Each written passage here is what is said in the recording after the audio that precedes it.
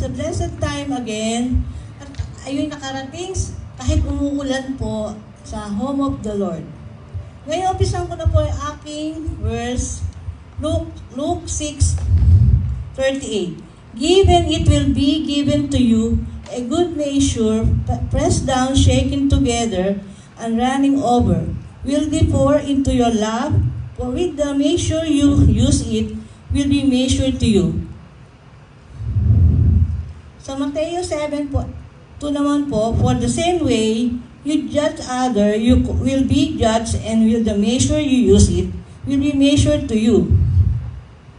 Kailangan po, pag magbibigay tayo, pantay lang po, at kung ano ibibigay po natin, huwag na po tayo mag-atubili na kulangin. Basta kung ano ibibigay natin, ibigay po natin. Yun lang po, at itaas na po natin ating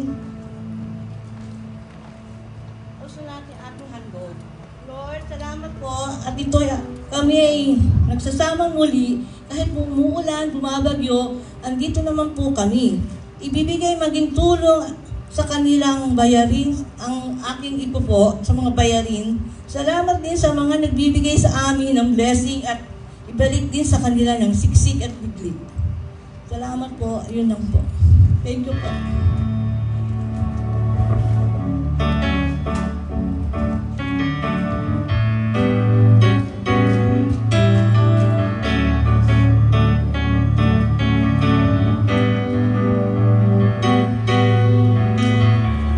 Ako'y namamangha